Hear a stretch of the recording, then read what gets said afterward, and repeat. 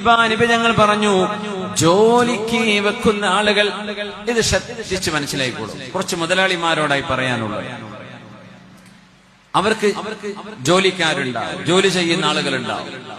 അവർക്ക് മാന്യമായ ശമ്പളം കൊടുക്കാതെ, അവരുടെ ഹക്ക് കൊടുക്കാതെ 1000-ഉം 10,000-ഉം ലക്ഷക്കണക്കിന് ജോലിക്കാര് ജോലി ചെയ്യുന്ന എത്രയോ മുതലാളിമാർ അല്ലാഹുവിന്റെ ദുനിയാവിലുണ്ട്.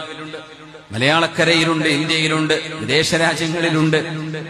ഞാൻ പറയുന്നത്, ഏറ്റവും വലിയ കടപ്പാട് അവനവന്റെ ജോലി ചെയ്യുന്ന ജോലിക്കാർക്ക് കൃത്യമായ ശമ്പളം, തുച്ഛമായ ശമ്പളം കൊടുത്തിട്ട് നാട്ടുകാർക്ക് കോടികൾ സംഭാവന കൊടുത്തിട്ട് ഒരു കാര്യവുമില്ല.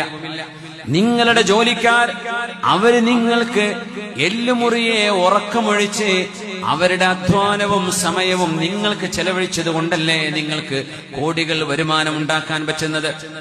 ഏതെങ്കിലും ഒരു വിശേഷപ്പെട്ട ദിവസം വരുമ്പോ നാട്ടുകാർക്കോ ഏതെങ്കിലും സംവിധാനങ്ങൾക്കോ നിങ്ങൾ കോടികൾ ഓഫർ ചെയ്യുമ്പോ, ആ ഓഫർ ചെയ്യുന്നതിന്റെ മുമ്പ് നിങ്ങളുടെ ജോലിക്കാർക്ക് നിങ്ങൾ മാന്യമായ ശമ്പളമാണോ കൊടുക്കുന്നത് എന്ന് ഉറപ്പുവരുത്തുക. ആ പാവങ്ങൾക്ക് എന്തെങ്കിലും ഒരു ചെറിയ സമ്മാനത്തുക, എന്തെങ്കിലും ഒരു ഹദിയ അവർക്ക് കൊടുത്തിട്ടാണ് നിങ്ങൾ മറ്റുള്ളവർക്ക് കൊടുത്തിട്ട് കാര്യമുള്ളൂ. അവരുടെ കാര്യം ശ്രദ്ധിക്കാതെ, അവർക്ക് മാന്യമായ ശമ്പളം കൊടുക്കാതെ, അവരുടെ ഹക്ക് വീട്ടാതെ നാട്ടുകാരുടെ മുമ്പിൽ പേരും പെരുമയും ഉണ്ടാക്കാൻ ലക്ഷങ്ങളുടെ സംഭാവന കൊടുത്തു എന്ന് പറയുന്ന ആ ഒരു മെയ് നടിക്കുന്ന പരിപാടി അല്ലാഹു സ്വീകരിക്കുകയില്ല. മുഅ്മിനേ, പടച്ചവനെ ഭയപ്പെടുന്ന ആളുകളോടാണ് പറയുന്നത്. നിങ്ങളുടെ ആദ്യത്തെ കടപ്പാട് നിങ്ങൾക്ക് വേണ്ടി പണിയെടുക്കുന്ന നിങ്ങളുടെ ആമിലീങ്ങളോടാണ്. صلوا على النبي محمد وآله.